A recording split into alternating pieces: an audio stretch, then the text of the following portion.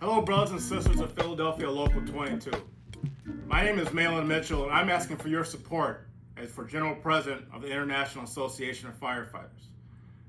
For those of you that I have not had the pleasure of meeting, I serve as state president right now of the Professional Firefighters of Wisconsin. I also serve as president of my local, Firefighters Local 311. I've been a firefighter here in our capital city in Madison for 24 plus years. I serve as a lieutenant right now, right downtown at our station number 1. I have 2 brothers in the fire service. My older brother is down in Atlanta, Georgia. And my younger brother is up in St. Paul, Minnesota. So the fire service, the fire line runs through my blood.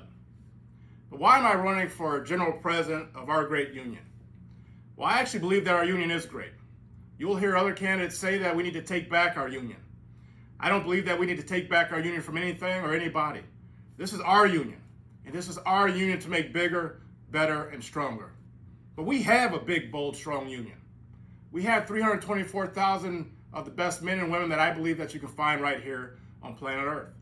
We've organized 123,000 of those members in just the 21st century, so we're growing.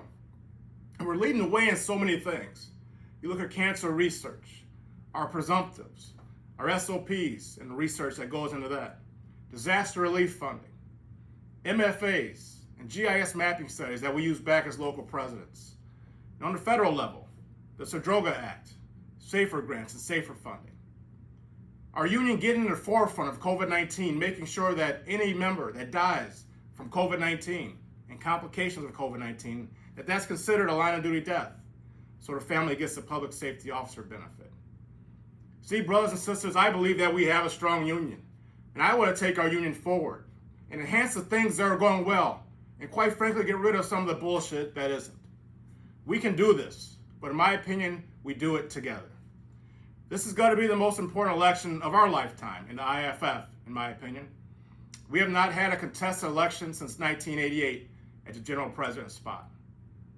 So we have to look not just for now, but for the future, in decades to come of our great union. I believe we need to ask one question. And that one question is very simple, but yet complex in nature to fulfill. And that is, what kind of union would we be?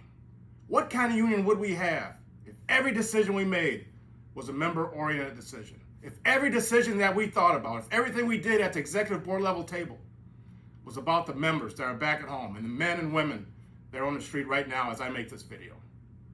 See, we did that here in Wisconsin.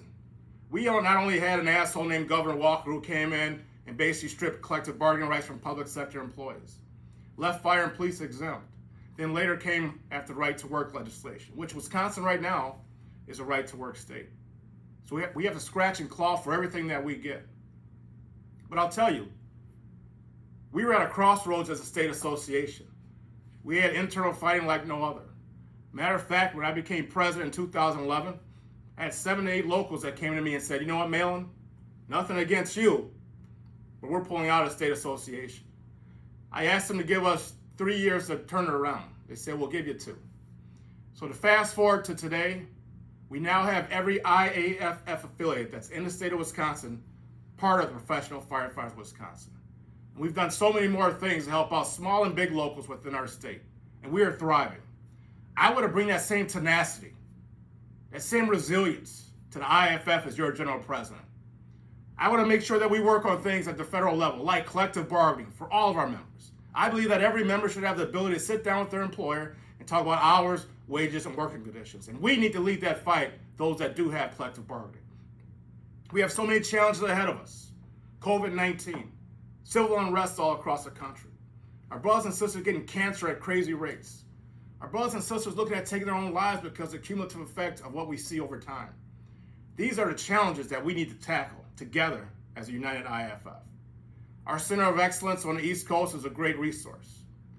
We need to make sure we get the one built in California as well as the one up in Canada. I would also get legislation passed that covers our members via our state and municipalities when it comes to workers' comp and getting the treatment that our members need when it comes to behavioral health before it is too late. Because we know it's not always PTSI or PTSD. A lot of times there's alcoholism, there's drug use, depression and anxiety, and all those things We need to make sure our members get the mental health treatment that they need. When it comes to cancer prevention, we're losing more firefighters at times than we are in the line of duty from cancer and occupational illness. I want to make sure that we fight like hell, like the IAFF did when it came to NFPA 1710, looking at 3, 4, 5, or 6 on a rig. And what do we need to be safe? But how do we keep our PPE and our equipment standards high so our members don't contract cancer? We can do that, but again, we do that together. I would also explore a low-cost healthcare plan that current members and active duty members as well as retired members can buy into and be a part of, so we can keep healthcare costs at a minimum. I also want to make sure that we pass the bill that's in Congress right now, the early buy-in of Medicare for age 55, where every public safety officer can buy into Medicare at age 55. That will relieve so much stress from our members. Because I can tell you here in Wisconsin, the number one question that's asked a lot of times before you retire is, how am I going to pay for my health care insurance premiums? Well, this bill will alleviate that stress, and I believe it's a game changer for our members. We have a lot more tax coming by way of our pensions, FLSA, and other things. But let me tell you what I will do in my first 30 days as your general president. I will convene a retreat of our 16 executive board members. And it's not a retreat for us to sing Kumbaya or just hold hands. It's actually a working retreat where we will look at everything in IAFF from top to bottom, and we will bring more accountability, more transparency, as well as the reforms that we need to make the IAFF sustainable for the future. A couple of these are, I will make sure that I talk to every AGP and every top level staff, and things that can be streamlined will. I will also look at every contract that IAFF is currently in. Those contracts that have no benefit to our membership would be exhausted. I would also review our endorsement process when it comes to the President of the United States. And in doing that, I'm going to make sure that we have a baseline poll that comes through the district vice presidents to state and local officers, where we get their opinion on what's happening at the federal level and who they think we should endorse. There's no way that we're going to be able to poll all 324,000 members, but there's a way that our members should know that the process is transparent and clear.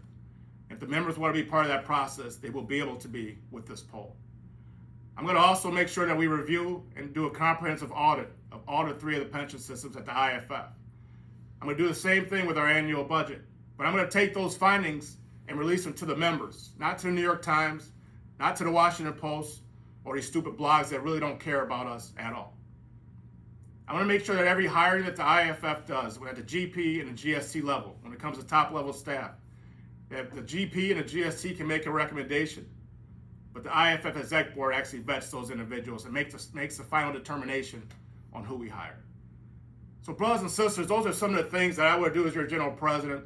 I hope you go to my website to understand and read more about my Fresh Start plan, mitchellforiaff.com, and get to know me better. And please reach out to me. You can do it by email.